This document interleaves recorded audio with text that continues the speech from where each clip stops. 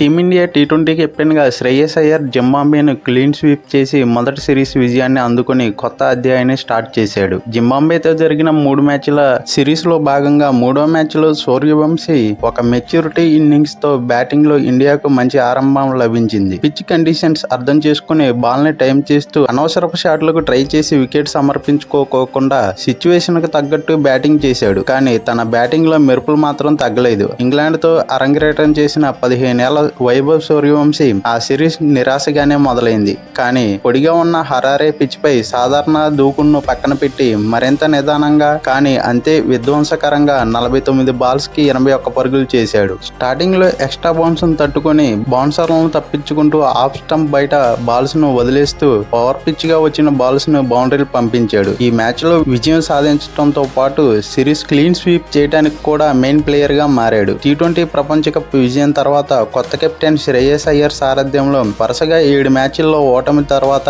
VVS Laxman coaching లో జింబాబ్వేతో భారత్ పూర్తిగా మారినట్లు కనిపించింది. హరారేలోని బౌన్సీ పిచ్ పై బౌలర్లను ఎదుర్కొని 3-0తో క్లీన్ స్వీప్ చేసి ఒక కొత్త శకానికి గట్టి ఆరంభాన్ని ఇచ్చింది. ఈ మ్యాచ్ గురించి ఫుల్ డీటెయిల్స్ లోకి వెళ్లే ముందు మన ఛానల్ ని సబ్స్క్రైబ్ చేసుకోండి. అలాగే వీడియోని లైక్ చేసి చూడటం స్టార్ట్ చేయండి. టాస్ గెలిచి ముందుగా బ్యాటింగ్ ఎంచుకున్న ఇండియాకు ఎదురైన ఎదురు దెబ్బ ఏంటంటే ముజర్బానీ బౌలింగ్ లో అభిషేక్ శర్మ 2 పరుగులకి అవుట్ అయ్యాడు. 3 మ్యాచ్ల సిరీస్ లో లెఫ్ట్ హ్యాండర్ అభిషేక్ శర్మను అవుట్ చేసి ముజర్బానీ క్లీన్ స్వీప్ పూర్తి చేశాడు. అభిషేక్ శర్మ లాస్ట్ 6 ఇన్నింగ్స్ లో చూసుకుంటే 16 తన హైయెస్ట్ స్కోర్ గా ఉంది. సంజు శాంసన్ 3 ఇన్నింగ్స్ లో సరిగా ఆడకపోతేనే డ్రాప్ చేశారు. కానీ అభిషేక్ శర్మకు అవకాశాలు వస్తూనే ఉన్నాయి. ఈ ఆపర్చునిటీని నెక్స్ట్ టైం ఎలా యూజ్ చేసుకుంటాడో చూడాలి. ఇది సంజు ఫ్యాన్స్ కు కొంచెం డైజెస్ట్ చేసుకోవడానికి ఈజీగా ఉండదు. కానీ ఏషియన్ గేమ్స్ లో కీ ప్లేయర్ గా సంజు ఉండబోతున్నాడు. అభిషేక్ అవుట్ అయిన తర్వాత సూర్యవంశీ ఇషాన్ కిషన్ తో కలిసి 2వ వికెట్ కు 50 బాల్స్ లో 75 పరుగుల భాగస్వామ్యాన్ని నెలకొల్పాడు. కిషాన్ 26 బంతుల్లో కష్టపడి 29 పరుగులు చేశాడు.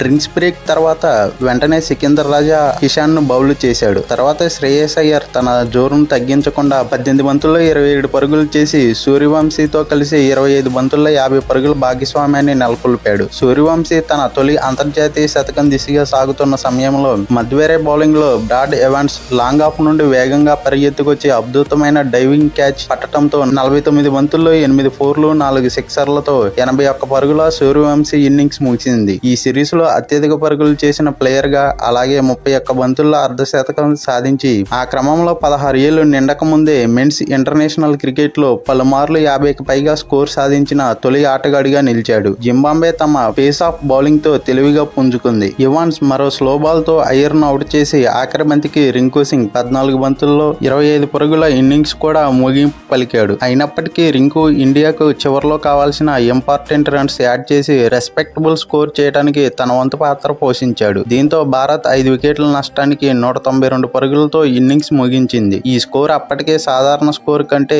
ఎక్కువగా కనిపించింది. జింబాబ్వే బౌలింగ్ లో ఇవాన్స్ 2 వికెట్లు తీసుకున్నాడు. రజా, ముజర్బానీ, మధ్వేరే తలో వికెట్ తీశారు. సూర్యవంశీ ఆటకు పునాది వేయగా భారత్ ఫాస్ట్ బౌలర్లు దానికి తుది మెరుగులు దిద్దారు. ఈ సిరీస్ లో జరిగిన 3 టీ20లో ఆడిన ఏకైక భారత్ పేసర్ మయాంక్ యాదవ్ చేజింగ్ లో తొలి బంతికే బ్రియాన్ బెన్నెట్ ను ఈ సిరీస్ లో రెండోసారి అవుట్ చేశాడు. ఇలా తొలి బంతికే 3 టైమ్స్ వికెట్ తీసి అత్యధిక సార్లు ఫస్ట్ బాల్ కే వికెట్ తీసిన ప్లేయర్ గా నిలిచాడు. ఆ తర్వాత యష్ ఠాకూర్ టాప్ ఆర్డర్ ను కుప్పకూల్చాడు. ఒక స్లో బాల్ ను సరిగా ఆడలేక డియాన్ మేయర్స్ అవుట్ అయ్యాడు. ఆ తర్వాత బంతికే ఒంటి చేత్తో రిటర్న్ క్యాచ్ పట్టి జింబాబ్వే కెప్టెన్ రజాన్ ను గోల్డెన్ డక్ గా అవుట్ చేశాడు. దీంతో జింబాబ్వే 34 పరుగులకే 3 వికెట్లు కోల్పోయి కష్టాల్లో పడింది. ఆ తర్వాత కిషాన్ జార విడిచిన ఒక సులభమైన క్యాచ్ నుండి తప్పించుకున్న బెన్ కరన్ పెవిలియన్ కు రవి బిష్ణోయ్ పంపించాడు. రయాన్ బర్ల్, వెస్లీ మధ్వేరు 5వ వికెట్ కు 60 పరుగుల భాగస్వామ్యం నెలకొల్పి తిరిగి పుంజుకున్నామనే ఆశను కొద్దిసేపు రేకెత్తించారు. కవర్స్ వద్ద తిలకవర్మ మధ్వేరే క్యాచ్ జార విడవగా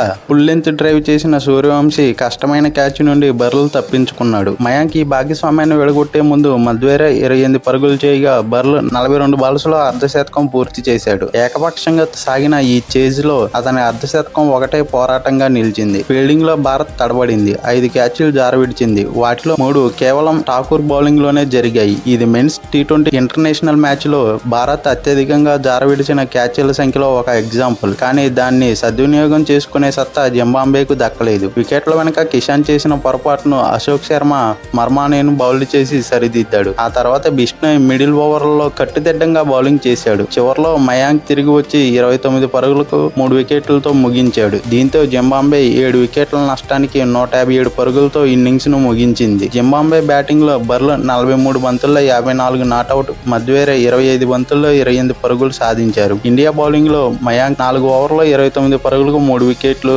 యష్ ఠాకూర్ 45 పరుగులకు 2 వికెట్లు, అశోక్ శర్మ, బిష్నోయ్ చెరో వికెట్ సాధించారు. 3 మ్యాచ్ల సిరీస్ లో 50, 20, 81 పరుగులు చేసిన సూర్యవంశీ చివరి టీ20లో ప్లేయర్ ఆఫ్ ది మ్యాచ్ మరియు ప్లేయర్ ఆఫ్ ది సిరీస్ రెండింటిని గెలుచుకున్నాడు. తద్వారా మెన్స్ ఇంటర్నేషనల్ క్రికెట్ లో ఈ 2 అవార్డులు గెలుచుకున్న యంగెస్ట్ ప్లేయర్ గా నిలిచాడు. మ్యాచ్ తర్వాత ఇది నిజంగా ఒక కళ నెరవేరిన క్షణం. నా మొదటి మ్యాన్ ఆఫ్ ది మ్యాచ్ మరియు మ్యాన్ ఆఫ్ ది సిరీస్ అవార్డులను అందుకోవటం నాకు చాలా సంతోషంగా ఉందని సూర్యవంశీ అన్నాడు. ఇండియా ఇటీవల వైట్ బాల్ పర్ఫార్మెన్స్ పై బీసీసీఐ రివ్యూ మీటింగ్ ముందు ఈ సిరీస్ విజయం పాజిటివ్ సైన్ అందించింది. ఈ సిరీస్ విజయం గురించి మరియు బీసీసీఐ రివ్యూ మీటింగ్ లో తీసుకోబోయే నిర్ణయాల గురించి మీరేమనుకుంటున్నారో కామెంట్ చేయండి. ఈ వీడియో నచ్చితే లైక్ చేయండి. ఇలాంటి మరిన్ని వీడియోల కోసం మన ఛానల్ ని సబ్స్క్రైబ్ చేసుకోండి. Thank you all.